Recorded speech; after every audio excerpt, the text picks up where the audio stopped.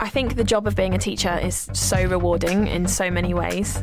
The connection between you and the whole class, that's still unbeatable. When my pupils are successful, it feels incredible. I think the greatest thing for me is seeing the pupils that I teach love the subject as much as I do. I don't think there's any other job where you get the same satisfaction. That's why I chose to teach. You could get £26,000 tax-free to train. Search Apply to Teach. Selected subjects only, subject to eligibility. Ladies and gentlemen. Ladies and gentlemen. Podcasting since 2005. You're listening to Gamertag Radio. Back on the scene. With your host, podcaster Hall of Famer Danny Pena, the always opinionated Paris Lilly, and from outside of the norm, Peter Toledo. This is Gamertag Radio. Here we go.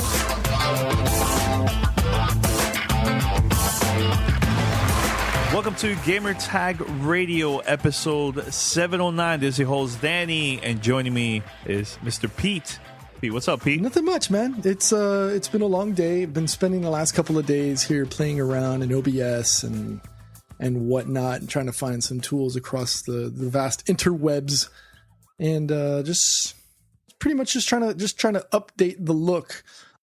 Like Paris had mentioned a show or two ago, you know, thanks to Mandy, Lady Luck 34, you know, she's former show host, you know, cast member here at GTR. You know, she did a great job of giving us a jumping off point from a visual standpoint once we started doing this show. No, Cypher, you're not going to hire me. I'm not good at this. But yeah, it's just, you know, it was about time that we kind of grew up and did a little something bigger, better. Definitely felt that we deserved it. So I just started, you know, just practicing and just, you know, putting some hard needed time into our show from the background. So, you know, this new layout hopefully is, I wouldn't say it's the final product, but I think it's a great jumping off point for the 2.0 relaunch of the Twitch page. So, you know, I hope everybody likes it. I hope you and Paris dig it. If Paris ever does come back today. It's all good. But yeah, watch us live. Watch us live on Twitch. Go to twitch.tv/Gamertag Radio. Now, on this episode, I'm also going to add a bonus, which this happened during the recording on Sunday, that we had a long conversation with Paris. He was out with his son, and he called us through his phone and stuff, and we had a long conversation about studios getting shut down. And yes, we're gonna have a major topic about that in a few minutes here. But yeah, it's a great conversation. I got to hear it again today. And it's a great conversation, dude. I have to play it on the podcast because there's a lot of people that don't watch us on Twitch. So I think this is like a great extra content for those that listen to the podcast, you know. So we're going to play it later on the show. But Pete, we have to talk about breaking news from yesterday, which I sent it to you and you were in shock. And the reason why I want Pete to talk about this is because Pete has a very long history with this company. And I think one of his first major event that he got invited to was at this studio a couple of years back, early days of GTR. So, Pete, you want to talk about it? Yeah. So, you know, just, you know, we'll do the announce of what happened for those that aren't aware, and then we'll go into the backstory, so on. So yesterday, yeah, definitely. EA shut down Visceral Studios, or Visceral Games, which is one of the studios headquartered out of the EA Redwood Shores, San Francisco office. The reason Danny says that it holds a dear place in my heart is specifically because just after I joined, you know, GTR, and after me hounding and bugging Danny to be a part of the show, I went on my first assignment, had my first major fail. Yes. You know, everybody has them, right? But it's not about how you fail. It's how you use that as a learning experience, and you grow and you get better over time. On that trip, I saw a article in Game Informer. Actually, it was the cover article, and it was the announcement of Dead Space. And I was shooketh. Like I was like, oh, I need to be all in the Kool-Aid for this game. And I begged and I pleaded with Danny, be like, dude, if you're gonna put me on any assignment, this is the one I want, because this is the game that I want to be a part of. So if there's anything that we can do, if you hear of anything that I need to do to check out the coverage, I want to be there. And sure enough, we got the invite to go out there. I got to meet Glenn Schofield, who's now doing Call of Duty. But Visceral Games was his baby, and as was Dead Space. So, that was basically my first introduction into being invited to a full-on community event, getting to meet the developers, the art director, the creative director for Call of Duty with Glenn was the creative director for Dead Space as well. Got to meet the audio people and got to go through all of that stuff. And that's like all of that coverage is back in the archives from 08, I want to say, 07, 08. So, if you could dig back into the RSS feed, I'm sure you'll find it. But yeah, that was one of the first, my first hardcore introductions into the video game industry. And to hear that Visceral Games themselves had been shut down, and that the game in development that they specifically were working on, which was the new Star Wars game, has been, I don't want to say shut down, but it's been rebooted and split up. And if I'm not mistaken, Patrick Soderlund from EA said that it had been shipped off to the Montreal studio, which had been working on part of the game as at the time.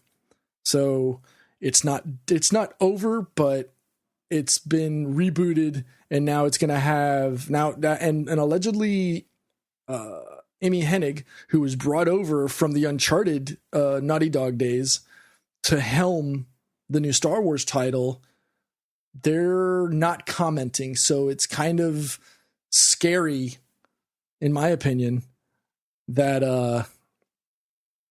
now there's two things that are held in close esteem. I was always hoping, and I'm going to keep bringing it up because, so yeah, it's disconcerting that Star Wars is back in flux. They're actually going to take a reassessment of the entire landscape of what the game was supposed to be, pull back and go in a different direction. And that's disconcerting, to say the least. I mean, there's so much anticipation, so much hype, especially when you have someone with the cachet of Amy Hennig, leading the charge for the Star Wars IP, and now it's being rebooted. So you know what it is too, Pete, that this is now the second Star Wars game that was officially a single player game that is basically got canceled or something happened, right? Now, I think now that EA is just going to be concentrating on the whole online part of gaming, multiplayer and all that stuff. They've done it now with all their sports games, all their games like Battlefield, Battlefront, all that stuff. And I was reading today that Dead Space 2 had, I believe, a $60 million budget on everything. And it sold, I believe, maybe was it like 4 million? And it was still considered a failure. And remember, that game is just strictly single player, no multiplayer at all, right?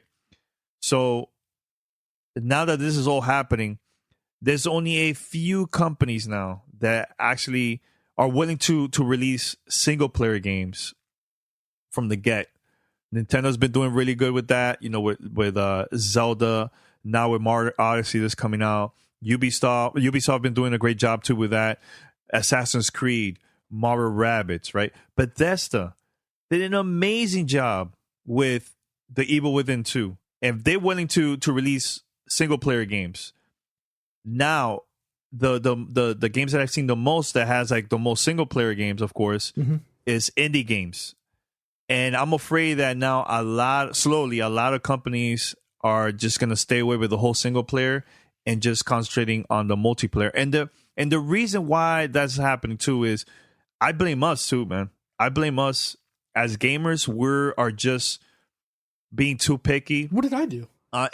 No, but I'm being. This is straight up. This is for real. Like, look, I think that, and I think we got used to games having multiplayer, so a lot of us don't want to waste $60 on a single player game because once we're done, that's it. There's nothing else you could do, right? Which is true. I agree with that. But man, the Evil Within 2, Mario Rabbids, now Assassin's Creed that we played a couple times, like, yo, those games are really good, man. Single player game. Forget about multiplayer. I love playing single player games, man. Like the past few days, I've been just showing single player games on Twitch. I finished South Park that just came out a couple of days ago. I just completed that game and I was streaming live on Twitch and everybody was like into it, asking me questions and stuff.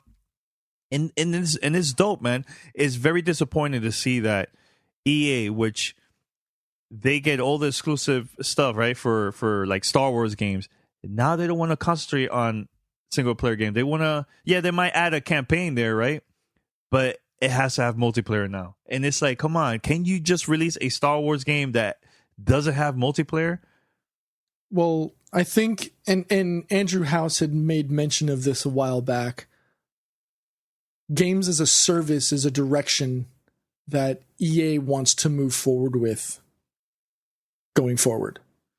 And unfortunately, I think the linear structure for a game, for this particular game, from our discussion, Star Wars, didn't fit in that model. If you'll look back, and that's something that I think Amy Hennig is known for. If you go back to the Uncharted series, that linear structure is what I think she was going to do with this. And because that didn't fit the company line, in particular, now, again, this is speculation on my part, but from what I'm reading into it and from what I can see, I think this may have been a contributing factor. I've been reading into this all day. I think it may have led to it. So again, this is just me postulating here in my chair in my office, but I think unfortunately, because of that linear structure and it didn't fit into that games as a service model, where they can continually iterate and continue to bring more services in. Now, who knows? Maybe that game is something that could have evolved into that. And I don't know if closing the studio was the right move, but hey, I don't run EA, so I don't get to make that call. And unfortunately, the development teams there said, this is the decision that they're going to make. Now, I did read that there's like 70 developers left over that they're trying to move over to other studios to help with other things. But it's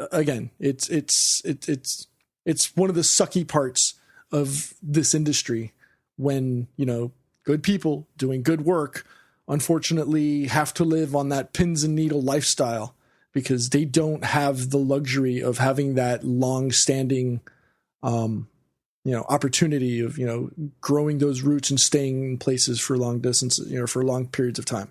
I mean, we've seen it with people, maybe not on the development side, but more on the marketing and the PR side. They shift, they go from team to team. It's a small, close-knit group of, industry.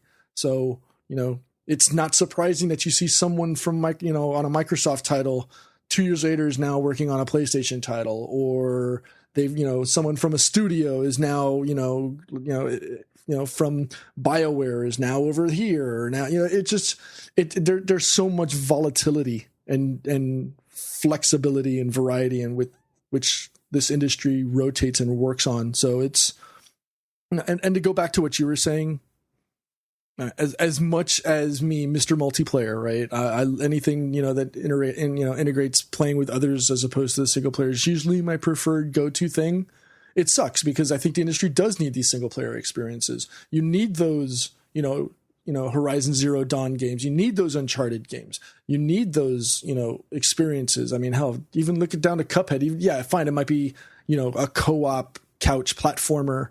You need those games to give variety to the industry, and it's a shame when you hear about these things.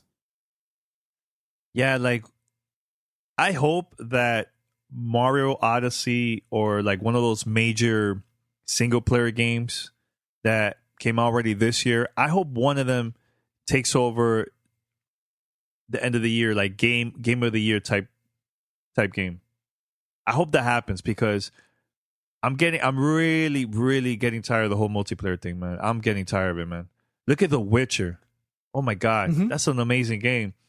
PlayStation this year have released a couple of great single player games. I don't know, man. I've even read online people saying, "Oh my God, Cuphead is only offline. There's no online feature." I'm not buying it.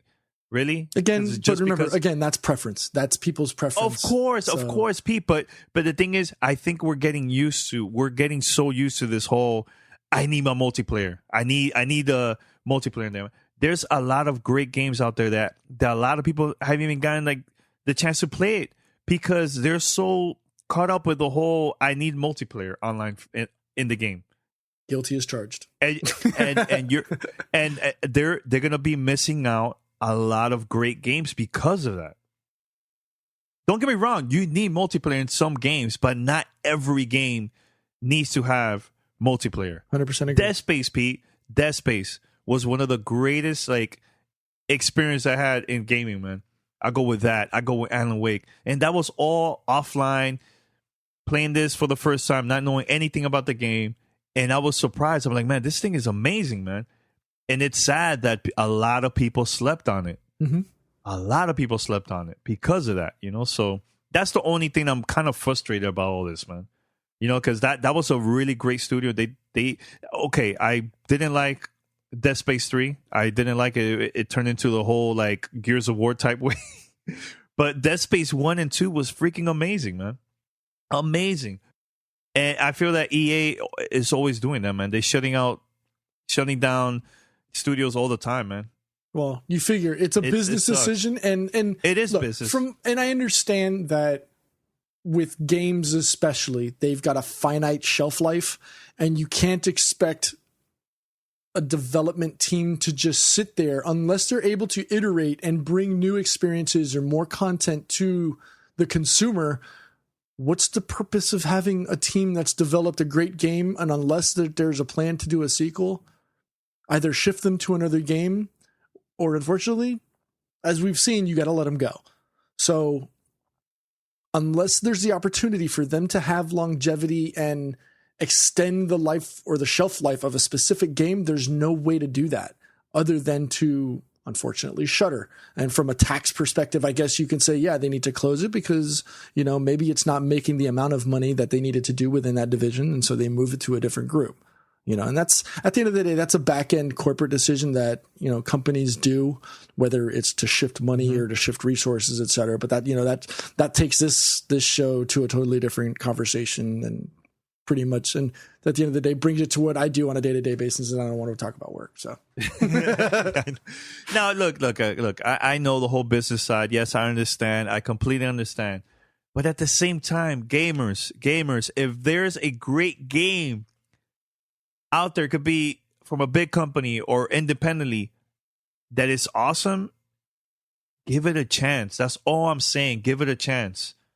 Cuphead, a success, because of course Microsoft been promoting it like crazy, right? But at the same time, gamers has been also spreading the word about this, man, on Twitch, on podcasts, on blogs, on sites. It's word of mouth, man. Word of mouth. That's all I'm saying. Like, just support these games, man. If you really want to see more single player games, support it. If you don't, then that thing is gonna die down, man. And then probably like one or two companies are still gonna be pushing it. Because I feel like every other company now wants to be the Destinies. They want to be the Battlegrounds. And if there's so many games of the same type of content, dude, it's gonna get really boring, man. In gaming, in my opinion, So let's move on, Pete. I have another thing to say, which is gonna be it's gonna be a nice little rant on this one, Pete. So usually, here we go. Usually we get games from companies early all the time, and the reason why I love that is because it's content for the podcast. It's great for us to now stream this on Twitch and show the gamers everything, right? Before the game comes out. It's great. I love it, right? So Nintendo, let me see the name of which game was. Okay, so a couple weeks ago, usually Nintendo set games 2 weeks, sometimes even almost 3 weeks before it comes out. So they sent this game for the 3DS, Mario and Luigi Superstar Saga, right? So they sent it to influencers, to independent websites, and of course the major big blogs, right? So it was sent out.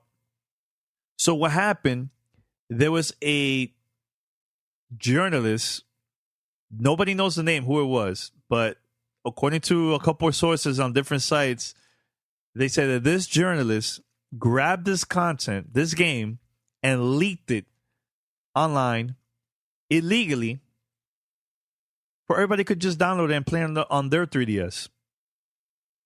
So what happened? Nintendo found out who it was, and now every single site, especially the independent sites, the influencers, YouTubers, everything.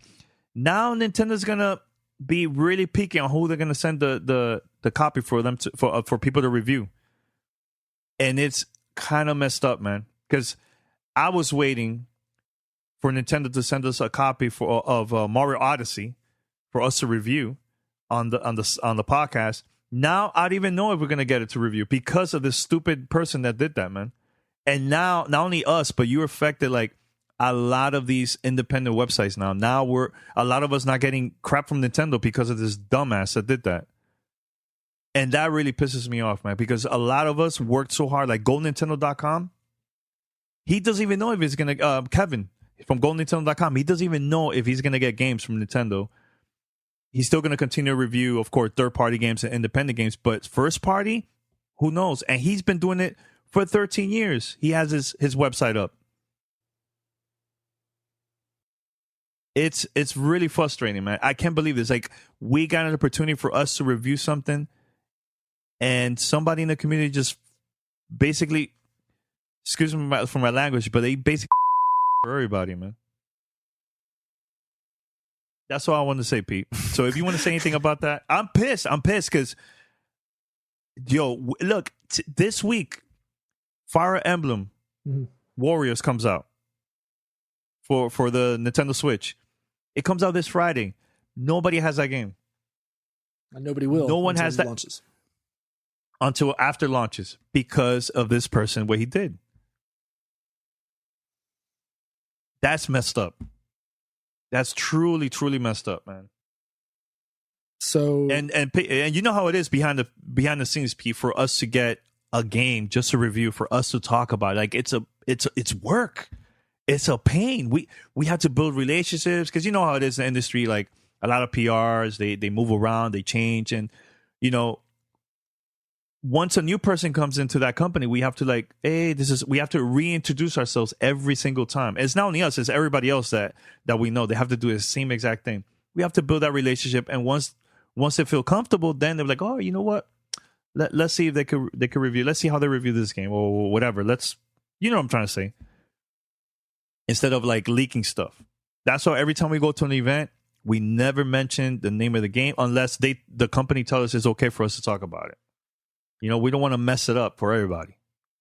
So, unfortunately, it's a necessary evil when you send out games early for people to be able to do the review and get their opinions out into the public so that they can form an opinion and hopefully go out and buy the game. There are always bad apples every single time. And we've seen this time and time again, whether it's a small time, one-time opportunity that was given to a influencer or blogger or somewhat, or even the majors. We've seen it from the Kotakus and all the other ones. It's a foregone conclusion that somebody's going to leak something, especially this day and age. Everybody's trying to go for that quick hit, 15 minutes of fame to try to get, to try to get the hits and numbers. And I don't know if there's I don't know if there's a way to prevent it, other than, and it sounds almost petty, but at that point you only have to be able to deal with the established bloggers or media or journalists, right? The people that have been in the industry for a long time. But on the converse, you've got people like us who've been around for 12, 13 years. Plus, we have the relationships, but when you have a new person in media that they may not know us, we wouldn't have that opportunity. So at that point, I agree. We're back at square one, but that's not to say that we're going to go out and, start, leaking everything we can just to get that credibility or just to get that notoriety and say, look, we were the ones that dropped this. But that shows the maturity of the site. And all we can do is, keep doing what we've been doing. We can shout out on the Twitters and on the Facebooks. No, you shall not do this. You should not be doing this. But at the end of the day, there has to be responsibility from those that have the opportunity or are given the opportunity to check out, review games ahead of time and report on them unbiased. You're always going to have, there's going to be those naysayers and that 5 or 10% that are always going to do it. But it is what it is. And no, Pete, I agree with you. I'm just a little bit frustrated, not because of us. Like, look, if we don't get the game, it's fine. It's not the end of the world or anything like that. I'm just saying that I just feel bad for a lot of these other independent bloggers and podcasters that we know that usually gets content from games from companies. It's messed up. Like, yo, we're all of us are doing our job. We're doing our thing. We're doing everything right. And somebody messed up, and now everybody has to pay the price now because of that one person that did that. And that's not fair. Block that person. Block that site. Keep on move on. Continue. There's stuff that we've seen from other sites that they've done mistakes, and maybe a company won't work with them anymore. But everybody else that always review their games, they still get their game stuff, like early to review it or whatever. You know what I'm saying? It's just, I don't know, Nintendo are taking this like to a whole new level now, man. A whole new level. I think what they're doing is they're setting the example. That too. It could be that. I agree. Swift and quickly. Like, they're showing everybody, they're dropping trowel and saying, this is what's going to happen. So everybody is on notice now from a Nintendo perspective. And who knows, but maybe this is what is needed to, and again, there's always going to be those that go for the quick shot as opposed for longevity. But this is what they're doing. This is what they're trying to do to set an example so it doesn't happen again. It just sucks. Yeah. Agreed. Sucks now let's go to the next topic, Pete. Have you read about this? The whole Rolling Stone article about how Activision uses matchmaking tricks to sell in-game items. Is that true? I read what, according to Deej, he's like, no, this is not true. So how this is, I don't know. You want to talk about it real quick? You're more of a Destiny guy, but go. I don't know if you want me to, but whatever. I'm sure Paris probably has a little bit more information on this. Where are you, Paris? Well, he's lurking in the chat. Okay. But apparently there was a patent that went out, and within the patent discusses how pairing up players could also be used as a way to entice them to purchase in-game items so that they could level up quicker, so that they could be matched up with others. So take this for example. Paris is in the game. Obviously, he's been playing nonstop, and he's a level 300. You know, I'm going to say a hunter because I know he hates it, but he's not on the show to defend himself. So he's a level 300 hunter. He's finished, the prestige raid, which came out today, and it's already been beaten, but he's beaten the prestige raid. So he's got all these cool raid weapons. He's playing PvP, and myself, who's still level 265, who's essentially given up on Destiny 2. I decided to jump in one day, and I get matched up to play against him. And I realize, okay, well, I suck canal water. I'm potatoing everything because I don't have all these great weapons in Iron Banner. How do I get to his level quicker? Well, let me go ahead and, because the opportunity is there, let me wallet warrior my way to success and get the bigger, better weapons by throwing my wallet at the game as opposed to putting in the time and effort and going through the game and getting all these cool things. And essentially, and this is what has been read into the patent. This is what was built into the system by the good folks at Bungie. And I don't know how I feel about that. Well, and I've admitted it on the show. I've wallet warriored my way to success in some games. Ghost Recon Wildlands being one of them. Thanks, times Pete. On console and on PC. It's all your fault. No, but Deej said that they don't use this in the game. In Destiny 2, they don't use this at all. So, is it Call of Duty? Like, what's going on with Activision? Like, what's up with this? Now, you gotta understand too, man. It's a little bit tricky when all these games has been like the same price for how long now, Pete? I think since like Nintendo 64, something like that. Well, no, you know what? Those are cartridges. No, let me go for it. I think the last time they went up, the prices went up was during the Xbox 360, PlayStation 3 days. It went up to I think $10 up, and it's been the same price ever since. Now, the thing is, now I want to have this conversation with you too, Pete. But a lot of the companies are. It relates to the same first conversation that we had too.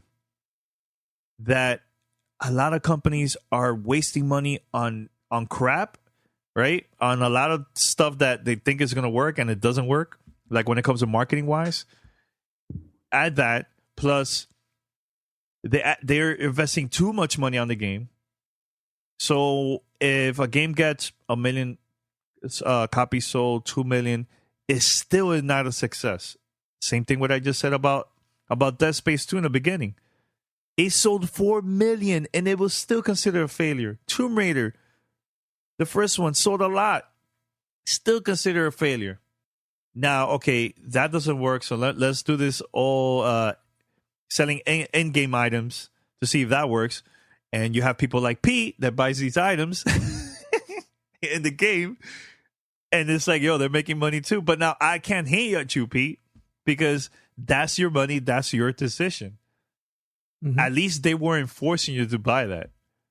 Now, no, they didn't. They didn't. I did it completely by choice, only because they sent me the game, and that was money I was going to spend regardless. So I figured, let me just throw it at them. But even if a game is free and they had all these microtransactions, that's okay too. Because, come on, how a company is going to make money if everything is free and there's nothing like a perfect example? I love how CD Projekt Red had a lot of free items, a lot of free stuff, a lot of free content for The Witcher 3. And they also have content that they sold. Later it got released, right? But at the beginning, it was all free content for everybody. Here, this is new quests, new stuff that you can download, add this to your game. That's cool. I like that too. But at the same time, they got to make money, so it's cool that they added some content that they sold too online. It's not. That's not. Remember, that's their DLC actually won Game of the Year, if I recall correctly. Because I mean, where else are you going to find $25 to get 2 pieces of DLC that adds 40 plus hours of gameplay? That's crazy. But see what I'm saying? Like that's dope. I like that. But this industry is changing so much. And this is perfect conversation we had a couple of days ago, Pete, about when things are not working, they're just going to shut it down. And we literally just had this conversation on Sunday. with Paris, remember, which I'm going to play on the podcast later. But that was a great conversation. But you have to understand that's the direction that the industry is going in order to continue the shovel of money coming into individual developers. It doesn't force. It doesn't. There's never the gun to the head saying you have to spend this money. It puts the onus on the consumer. And if the consumer is going to continue to throw the wallet, do they have a reason to stop? Let me tell you a little tidbit that I heard about. This is from years ago, so I think it's safe to say that I could talk about this. So, do you remember when Guitar Hero came out for the Xbox 360? It was the first time. It was always on PlayStation. Do you remember that, Pete? Back in the days. Do you remember? Okay. Yes. Mm-hmm. Do you remember that they were selling songs on that game? And I think the first few DLC content that I had for Guitar Hero, I think was it Guitar Hero 2? Yes, it was Guitar Hero 2. It was expensive for one song. I can't remember top of the head what was the price, but I know they started selling it through the Xbox 360 store. You could go and buy it, but it was very expensive. A lot of blogs, you could look it up, search it through Google. A lot of websites complained about that. A lot. Forums. It's like music licensing. But here, let me explain what happened. NeoGAF, everybody complained about it, right? Oh, this is not going to sell. This is an abuse. Why are they selling this so expensive? Dude, I had people from the inside telling me, that is selling a lot of copies, so I don't know what people are talking about. They could complain all they want. It's still selling. That because literally there's a lot of people that don't read blogs, don't listen to shows, they don't go to YouTube, and they see this online. They love this game so much that they're willing to pay that money, man. It's part of the business. Can you blame them though? Can you blame them? No, I don't. If they're having I'm not blaming them. If they can sell it, and there's a rube that's going to throw their money at it, like me. Yeah. Can you blame them? No, I'm not blaming them, Pete. I think that's the point. But I mean, if you have but as a company, in order to continue to be able to bring in a constant revenue stream, if you can continue to sell a product, even if it's in the form of downloadable content or it's the form of, the $2,000 skirt on PUBG or whatever, people want to buy it, they're going to buy it. And if there's people, I mean, look, I'm just going to throw it from a comic book perspective, okay? There's auctions that I see where it's a raffle to get a chance to win, like Hulk #1, which I saw today, right? There was 10 spots, $1,000 a slot. Dude bought 2 of them. Granted, if he wins that Hulk #1, he only spent $2,000. That's a $4,000 to $8,000 book. Probably more in the condition that it was in, but he only invested $2,000. He wins it because he increased his chances. Fantastic. It's the same. But if not, then he's out $2,000 and you're stupid. But at the end of the day, if there's someone out there willing to throw the dollars at you for your whether it's downloadable content or it's in-game, cosmetic, stuff like a cool trench coat or whatever that, makes you identify that separates you from the normies on the game. Mm-hmm. Why not? No, I'm not hating that. I'm just saying it's a perfect example. Like us, because we're so stuck in this bubble that we think just because somebody complains on Twitter that everybody feels the same. It's not that way, man. People still going to be supporting those microtransactions that you guys are complaining about. Go back to Microsoft's Xbox 360 dashboard. One of the one component of Xbox 360's dashboard that people spent the most time on, more than games and anything else, was the avatar marketplace. People spent the most amount of time in there, and they were going out spending money, so they could get the cool little DJ hero thing. That was me.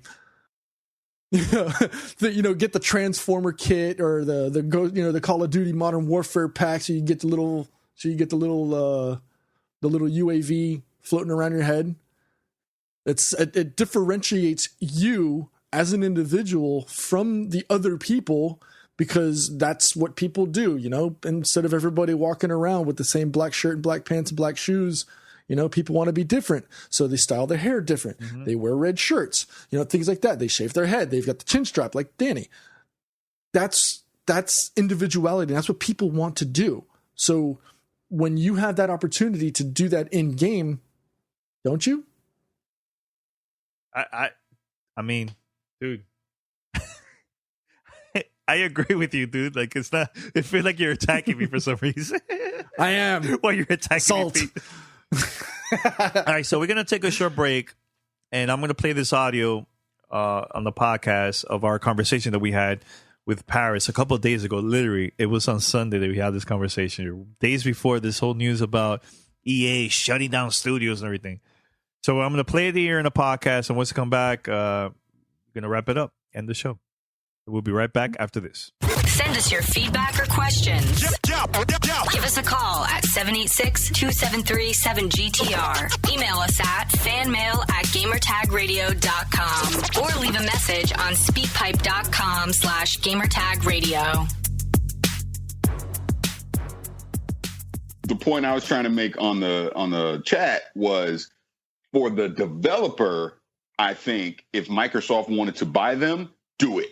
Don't do it, because Microsoft is going to give them a boatload of cash, and then now Microsoft is going to pay for the development of their next game, right? So that money they get for getting purchased sets them financially. And that's why I kind of said, look at Vince Zampella from Infinity Ward, because Infinity Ward, Activision bought them. That set him and Jason West financially, so that when all the stuff went down with Infinity Ward and they quote unquote got fired, they had the capital and they had the reputation to then go start Respawn. But they financially, they weren't hurting because Activision had gave them all that money. Now, I get what you got. They also got a chunk from EA to join their. No, exactly. So exactly. But again, that's my point. Mm-hmm. I'm looking at it from a personal standpoint. If I'm an indie developer and I make Cuphead and Microsoft came to me, and I'm just pulling a random number out, they'll be like, we want to give you $250 million to buy your studio and buy the rights to Cuphead exclusive. I'm doing it personally. You about to give me $250 million? I'm doing it. Take all these assets, because guess what? Yeah. If you fire me or if you shut down the studio, I have the reputation of being the developer that made Cuphead. My family, we're financially set now because of that $250 million purchase. But now I can go start another studio and continue to make games. There's nothing stopping me, but I now have that financial peace of mind because Microsoft bought me. Now, from a gamer standpoint, I get what you guys are saying.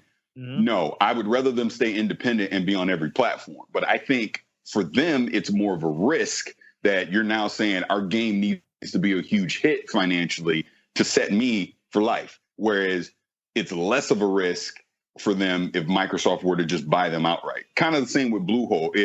If Microsoft came to Bluehole and said, we're buying PUBG, imagine the amount of money they'd have to give Bluehole to buy them. I mean, we're talking probably $1 billion, right? Something crazy like that. Bluehole just opened up a whole new company.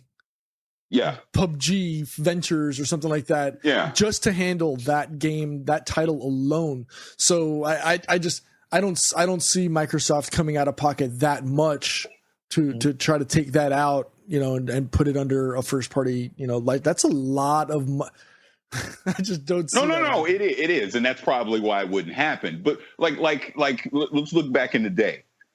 Microsoft probably should have bought BioWare back in the day. And instead EA bought them. And I can't even remember what the number was. But if you look at what EA paid to get BioWare versus them, you know, Microsoft doing it, that would have been a drop in the bucket, because I can't remember the amount, but it was a lot lower than you think. They now have Mass Effect and Dragon Age and all this stuff exclusive to them right now. And I think $860 million. Yeah, I think that's chump change for BioWare. You know. Well, do you remember this company that worked on Explosion Man?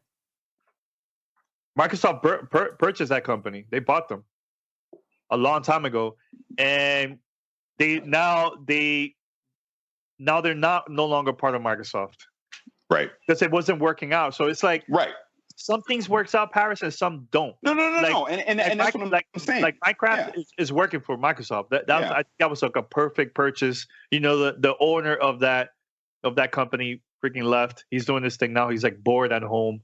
But you actually bring up the point. That's kind of the point I'm making. And like I said, I'm looking at it from a personal standpoint.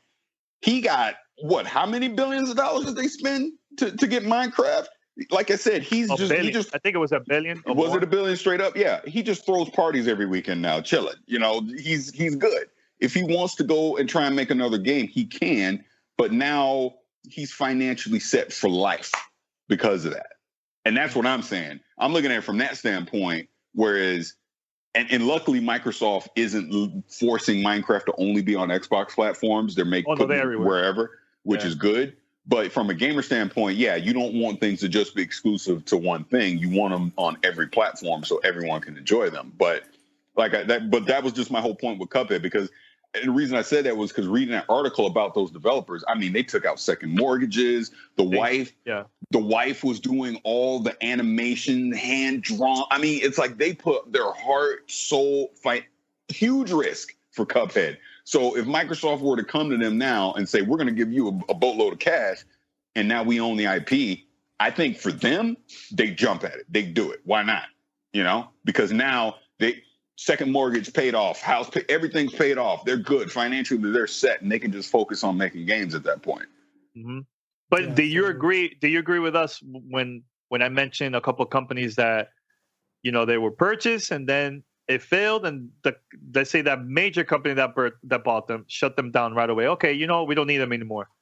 Yeah, and I can give you a great one. Pandemic. Oh yeah, Pandemic. EA. The Saboteur. Remember the Saboteur? Yep. I mean, you know, it didn't do as well as EA wanted it to do. Shut the studio down. That was a great studio. I'm afraid that could happen. Mercenary. They did Mercenaries too. They also did Mercenaries. Yeah, you're right. We were at the event. Yeah, we went to the event. Yeah. Yeah. That's what I met. That's what I met Ryan, and I didn't know he worked for Marvel. Oh yes, that's true. That's the one. Yeah, you're right.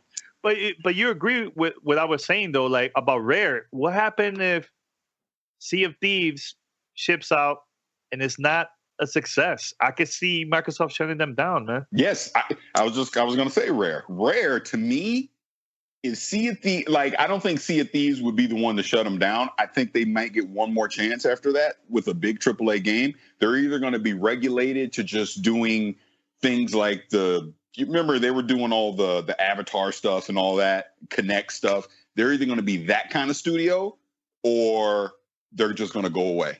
And that's a shame, because I think what Microsoft would do is they would take those IPs that Rare owns, like Banjo-Kazooie, Perfect Dark. They'll just give them to other studios. Mm-hmm.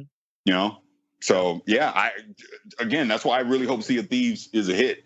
Because, I mean, just the legacy of Rare, you don't want to see them go away. But it's business, man. This is how it works. But at the same time, I think a lot of that core talent that made Rare left. It's kind of why, if you go back to Bungie, why Microsoft granted Bungie their freedom, because if they wouldn't have, all those guys would have left, and that it wouldn't have been Bungie anymore. It's just like Infinity Ward. Infinity Ward isn't Infinity Ward anymore because everyone that made Infinity Ward left to Respawn, you know? But a lot of people left Bungie, and now they're part of 343 because they just love working on the Halo series. And some of them stayed to work on something new with Destiny. Right. That's my point. I mean, some people like Frankie and all that, they stayed at Microsoft and became 343. But the core of Bungie, all those guys stayed with Bungie, and they went on to make Destiny or whatever. But that's kind of the thing when you have an independent studio that's bought by a company. If the main company wants to go a different direction than what the founders of that studio wants to do, that's where you come into that conflict. And it's like, do you want to just keep the name of the studio, or do you want to keep those core people who made the studio what it is, or do you want them to leave and just keep the name and keep the IP? That's what it comes down to. Yep. At the end of the day, it's licensing that's going to make all the money and determines the future. Right. Yeah, that's true. Like not even video games. The guys that invented Siri, Apple obviously bought that company and integrated it, and now we have Siri as it is today. Those people left Apple, and I forget what AI they're making now. They left and they're making some other AI now. They're like, here you go, take Siri, we're out. And now they're rich and they're doing something else. Yeah, so they were there probably. It's like, you know, it's a perfect example. it reminds me of Tom from MySpace. Yeah. they purchased MySpace. He was there for like maybe a year or two. Bounce. He's like on vacation ever since. Yep. He's always taking pictures of different places he's been since he left. Look, here's one. What if someone came? What if some big media company came to us right now and said they want to buy Gamertag Radio? They want to own the IP, all the licenses, everything to it, and we're going to give you guys $5 million. I'd be like, Danny, just give me my cut. I'll sit around for a year. and we're going to start achievement radio or something. We're out. We're out. Yeah. Yeah. No, I hear you. Not GTR. Not GTR.com. Not GTR. Now, as PSN Trophy Radio, that's what we'll do. Now from that point of view, it hurts that we're letting it go. But at the same time, it's like, wow, it's a success. $5 million buys a really, really comfortable like tear cleaner, bro. Exactly. It's all good. Yeah, I don't know. It's just as scary as a fan of these companies, man. That's all I was coming from, like as a gamer, you know. Now, business, Paris, like you said, yeah, it makes sense. It makes a lot of sense, you know. Yeah. But it reminded me of a lot of Bizarre Creations, man. Dude, I freaking love the Project Gotham series. Mm-hmm. Then they released Blur. Yo, I was playing that nonstop with P, Mandy, David, all of us. We were just playing that nonstop, man. And then I heard that Activision just decided to shut them down out of nowhere. Like, it's not selling. Shut down. I'm like, no. So speaking of them, because my memory's fuzzy on this. So when they were putting out Project Gotham Racing, Microsoft never owned the studio. No, it was they just owned the IP of Project Gotham Racing. Yep. But then Activision bought Bizarre Creations, and then that's when they made Blur. And then, like you said, Blur flopped, and they were like, "You're out." Yeah. Peace. Yep. Yeah. That's what it is. And it's the same thing with Guitar Hero. Like Harmonix left, they started doing their own thing, right? Mm-hmm. The developers that were originally part of the creators of Guitar Hero. So Fable, look at Lionhead. That's another example. Gone. THQ. Yeah. Wait, THQ? They're a publisher. They're a publisher. All right. So what you were talking about? I'm just saying, just in general, companies that have gone defunct that had great titles, like, you know, you guys had talked about Pandemic and the Blurs, you know, or Bizarre Creations, etc. Those are all, you know, companies that gave us great games. I mean, shit, even if you want to go Atari, and then they went down. You know, now they're starting to come up with, you know, just expanding on their, like Paris was saying, now they're expanding on the license itself and using the license to bring over other stuff. Well, Nolan was smart. He sold Atari. Bounce. I'm gonna build. What is it? Chuck E. Cheese and make my money off Chuck E. Cheese and pissy water balls. He has different stuff that he started. Also a virtual reality company right now. Oh, by the way, Paris, before you go, your thoughts about Super Mario Odyssey. Edge Magazine gave it a perfect score. This is the 20th game that received a perfect score from this magazine. And this is game number 2 from Nintendo this year alone, that contender of Game of the Year. It's almost 8. Sorry, my son's answer to go to the tailgate. He's like, "What time is it?" Yeah. No. I mean, you know, I heard you when you were talking about it on the podcast earlier. Yeah, it's like I said, man. You can see now. This game is going to be very special. So them giving it a 10 out of 10 does not surprise me at all. I don't know if you even saw that, I guess at the Best Buy doing the demos and stuff, people are already doing speed runs in the store. I seen that. That's crazy. And there's like lines throughout the stores now with people waiting to play this game. It is highly anticipated. This, when we talk about a system seller, when we say, hey, this game, you will buy a system just to play this game. This is an example of that right here. This is a system seller. If I didn't own a Switch already, and I was saying it even before the Switch came out, this was the game that was going to get me to buy a Switch. So now that I have a Switch, guess what? Picking it up day one. You know, it's not even a question. Yep. I'm just waiting to see if Pete is going to buy a Nintendo Switch, man. Yeah, and look, and let me give you a little sales pitch right now. So when we drove out to Phoenix, it was like about a 4.5 hour drive. My son had the Switch in the back. I could hear him the whole time playing Mario Kart. The whole time we were driving out, And it's like, that's freaking cool.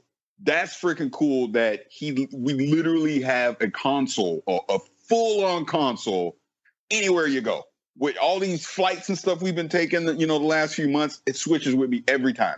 Playing Zelda, playing Mario Kart, playing Mario Rabbids. It's like, dude, I was so skeptical of the Switch at first, and I'm so glad I was wrong. I'm so glad I was wrong, because that thing is freaking amazing. And like you said, Danny, look, because I was screaming at the thing when you and Pete were getting into this. Yeah. What Danny was saying was right. There's no other system that has launched in the first year where you legitimately have 2, potentially 3 Game of the Year contenders on it in the first year. It's never happened before. I've never seen that ever. That's never happened before. Zelda, obviously, is a Game of the Year contender. We're already seeing Mario Odyssey is potentially a Game of the Year contender. Mario Rabbids. I was about to say, I will argue Mario Rabbids, while it won't be Game of the Year, is definitely a top 10 game this year. It is. Honestly, I have never, not even with the Wii, with the original Wii, which is so hot. And it was because of the motion, the Wii Sports. That's the reason why I sold. But it wasn't because of the first party content at all. Out of all these years in gaming, I have never seen a company that had so many games in one year. Yeah. This has been the best year for Nintendo since, I think, my God, I don't even know, since maybe Super Nintendo? 2007. I would say since 2007. No. As a launch, I'm talking about like launch-wise for the first year. I've never seen this, man. Launch? Ooh, yeah, that's good. Maybe Super Nintendo with Mario. Yeah, maybe. Or now the 64 only had Mario 64 and Pilot Wings. I would say maybe the Super Nintendo. Because they had Super Mario World, Final Fight. Yeah. Right. I'd have to go back and look and see what launched with it, but I know they had some strong games that first year. No, I'm telling you, man, this is a great year, man. And it's good. Like everybody right now, power and 4K. Nintendo's not even thinking about that. They're just releasing content, man. Yep. Like I said, every month since the system came out in March, every month, was it March or February? March. March. Okay. It was March. Mm-hmm. Every month they've been releasing a first big, huge game, first party or exclusive game. And every week, they release multiple independent games. Yeah. Every week. Every Tuesday or every Thursday. From March to now. Who has done that, man? When PlayStation and Xbox released their console, they have that 1 or 2 big games. Maybe one might be Game of the Year contender, right? A Game of the Year contender. And then there's like dry for like a couple months. I have not seen this with I'd argue, and I'm sure some people will yell at me for saying this because I can't think of anything else off the top of my head. Xbox or PlayStation has not had a must-have game at launch since Halo Combat Evolved. I have to agree. I can't think of anything else. I mean, I'm just being real. I can't think of something that came out day one with either PlayStation or Xbox that I'm like, man, I had to have that. I totally agree. I can't think of anything. Yo, Paris, 100% agree with you. Since that day. What else? Yeah. Wow. So, I mean, look, like I said, with Mario Odyssey. It's a great year to be alive. Yeah, man. I'm telling you, it's good. It's good, man. It's a good year. So when people say, yo, should I buy the Switch? Yes. Don't wait for 2.0. That dude on the voicemail. Yeah, no, hell no. Don't wait. What are we going to wait for? I mean, go get it now because... Dude, like Pete was joking around. It's like you can barely find one right now as it is, right? So where is Nintendo's incentive? Hey, let's upgrade the Switch. They ain't upgrading nothing. Why? They're making money. They're not going to upgrade the Switch anytime soon. Go for it. No, I was going to say this. I will say this, though, and we talked about this a little bit when the Switch was first coming out. Mm-hmm. I'm now more convinced than ever that you will see the 3DS go away in the next couple years. I think so too. I think Metro is like their last big. They're going to stop. They're going to release Pokemon. I know they're releasing Pokemon and so on, right? But I think Metro was like their last big game for. They won't for make the it. Let's Nintendo. put it this way. They're not going to make a new 3DS.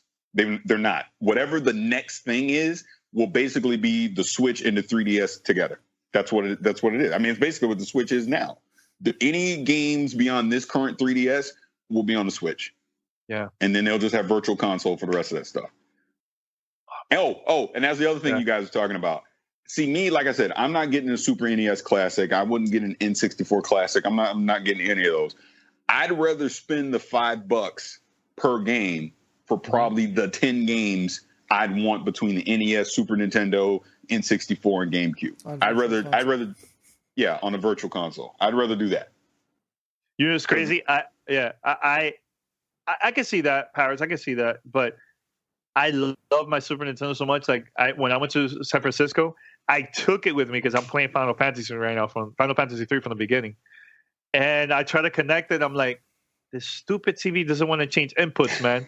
I tried everything, man. It just didn't work. I'm like, and that's what to be like. Look, man, I connected my Super Nintendo. I had my controller with me and everything. It didn't even work. But see.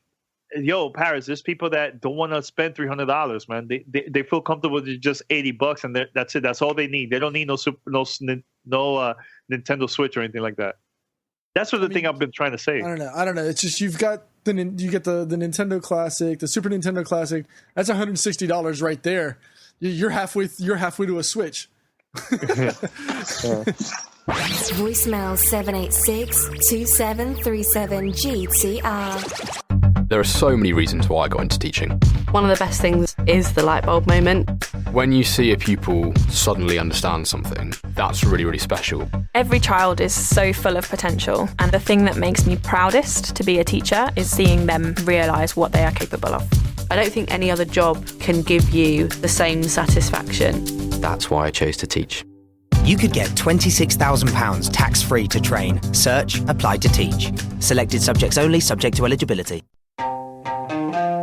At LV, our car insurance comes from the heart. That's why we've just launched our new multi-car cover. One policy and one renewal date means it's one simple way for you to save on your family's cars. So just imagine how much you can save by insuring 2, 3, or even more cars with us. To get your exclusive multi-car discount from the Which Insurance Provider of the Year 2017, go direct to lv.com. T's and C's apply. Game on. It's week 7 of the NFL, and don't miss a second of the NFL on CBS. You got some pretty good games going on this week with Kansas City versus Oakland tonight, Thursday night. You got Baltimore versus Minnesota, which is going to be a pretty good game, surprisingly. And then my favorite, you got the Denver Broncos versus the San Diego Chargers on Sunday afternoon. Don't miss a second of the NFL on CBS. With CBS's All Access, subscribers can stream their local market games live and get full game day coverage on TV-connected devices and tablets. From Thursday Night Football to Sunday doubleheaders, we have all your NFL on CBS excitement covered.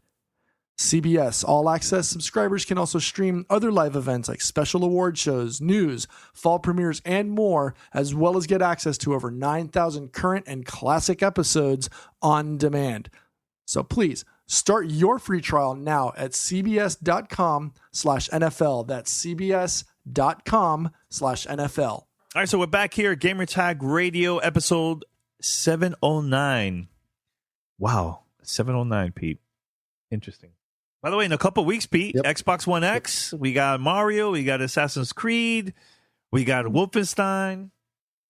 I love how you threw Xbox One X out there at the front. It couldn't have been the games. It couldn't have been, it's a new Stranger Things, the newest, or it could have been like the new Thor Ragnarok movie. No, you had to immediately go out there. I'm not talking about movies. I'm talking about games right now. The thing is, the reason why I mentioned Xbox One is because it's considered a new, and I quote, new console, new hardware. So that's why I brought it up. It's good for the industry, man. You know, it's good. There's nothing bad about that. So yeah, that's why I put it up. Are you planning to play anything this year besides Battlegrounds, Pete? Anything? Please, something. Mention something. Pump me up. Hype me up. I don't know. I mean, all right. So I was, on my computer earlier today. Actually, I've been on my computer all day long, but I saw my Blizzard client crash. I fired it back up, and all of a sudden Destiny 2 on PC started updating, and I started getting this 40 gig update and started going and downloading, and I was just like, woe be the gods, they gave me the game for free. Woo! It finished downloading. Okay.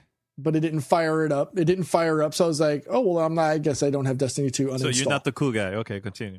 I'm not the cool You're guy. not Paris. I'm not Paris. I don't honestly, and I'm not going to speak for him, but I don't see myself playing Destiny 2. I don't have a reason to. I mean, I've maybe got 10 hours. I maybe have 10 hours on the PlayStation 4. Mm-hmm.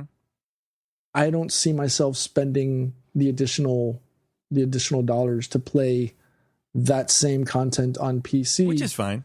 Therefore, I mean, yes, I'll play other games like Assassin's Creed Origins. I know I had said in the past that I'd likely double dip on the Destiny train, but Destiny 2 didn't hold me. It didn't grab me. It wasn't the same game that I had the expectation for. Yeah, fine. During the beta, I got hype. You know, I had the golden ticket. I was on the hype train and I was ready to go on the trip. But after playing the regular game, that hype subsided on a sharp decline. It was literally like driving off the cliff and going into nothing. It didn't hold me. I don't know. I mean, considering I have 1,000+ hours on the first Destiny between PlayStation and Xbox, mostly on Xbox, you know, dozens of raids under my belt. I don't even think I finished the Nightfall on Destiny 2. Wow. I wasn't expecting that. And I've been having a side conversation with a friend of mine, and you feel the same way? Right now PUBG checks all those boxes for Pete. And that, you know what? It may not check all those check boxes for Danny, and we know it doesn't check boxes for Paris. Whoa, hold on, hold on, Pete. Don't but it's don't say that. But I'm saying if once it comes on Xbox One X, I could play, Pete. The thing is, I can't play it right now. Oh no, and I'll definitely play it because right now it's my game. Yeah. It's the game. It's almost as if, you know, Blue Note or Bluehole and PlayerUnknown Blue Note. It's almost like Bluehole and PlayerUnknown were like, yeah. So Pete, if we decided to make a game for you, what would you like it to do? Send. Right. And right now PUBG is the hotness, and it has everything that I like in a game. It has the action, but mostly it's the randomness. It's the complete wild, outside of the norm. You don't know what's going to happen until it happens, and then you've got to literally adjust on the fly, because it's not the same thing where you got to go and kill ads, and then you got to go run here, and then you got to go do this, and it's the randomness that makes it fun. So yes, I will put time into Assassin's Creed Origins because I like the Assassin's Creed franchise. I've dug what I've seen over the last couple of months and the last 2 or 3 times that we've had an opportunity to play the game. Oh, ancient Egypt. Woo. I don't know if I've said this in the past, but I've always loved, you know, hieroglyphics and ancient Egypt and Anubis and Set, and all that whole lore of ancient Egypt has always gotten me, right? From the time that I was a little kid. So I'm definitely going to spend time in there. But when I want stupid fun, I'm just gonna automatically divert to PUBG because that's where it is for me. Now, hopefully we see when the game comes out and the other 2 islands get released. We've seen some pictures just as recent as a couple of days ago where, you know, we've seen, you know, the desert building maps and stuff like that. I like what I see. Me gusta. So, and like I've said before, the reason why I'll pick it up on Xbox is so that I can play with Danny, so I can play with my friend Funk in California. You know, who I haven't played in a game with in months because I've been on PC playing PUBG, you know, and that's someone that I've known for 10 plus years now. I've been playing online with, and I haven't played with them. So, you know, that's going to be the game that's going to have me going back and forth between my office and my living room. I tell you this, man, I love Destiny 2. Like, now that I love Destiny 2, everybody's like, the game is all right, whatever. And now that I don't want to play, I'm like, damn, man, but the game is actually fun. Now, the reason why I haven't played Destiny 2 for a while now, it's been a couple of weeks. The reason is, man, there's a lot of great games I want to review, I want to talk about, indie and even major games like, South Park. Let me tell you, Pete, besides the whole crazy jokes and all that stuff, I really enjoy South Park, man. It was so much fun to play that from start to finish. Minus the demo that we played at E3. I didn't like that part. But besides that, game is freaking good, man. A lot of fun. I had a blast playing that. Oh my God, The Evil Within. P, you know how I am with horror games. The game is freaking amazing. So good. So good. And look, that's all single player games. None multiplayer. Now I'm playing Jackbox Party Pack 4. I played that now today for a couple hours today and yesterday. And we had a good group of people there. We had like 30 people playing and everything. I'm like, oh, that's dope. You know, like, it's fun. I like to try new things, man. I just love that. I love discovering. And I'm totally for that. I'm totally with it. I get it. There's great content coming. Oh, yeah, definitely. You asked me, and I answered. Right now, PUBG is my hotness. Yeah. PUBG is can't hate on that. Is the game for me. I can't hate on that. I can't hate on that. It's fun. It's fun, and it's gotten me hyped to Destiny type levels from a year ago. Yeah. So all right. Head over to gamertagradio.com. Post your comments and feedback. Listen to our past episodes. We'll be getting a lot of emails. Keep it up. We're gonna read it hopefully on the next episode of GTR, and also play some voicemails that we have. We're gonna play the next episode 710. Check that out next week. Go to Gamertag or whether listen to those shows. Also go to iTunes, Spotify, Stitcher, TuneIn Radio, and other podcast directories. We're everywhere. Make sure if you listen to us through iTunes, make sure to post reviews there. So if you can't just post the reviews over there, that'll be awesome. And anything else, Pete, before we wrap it up?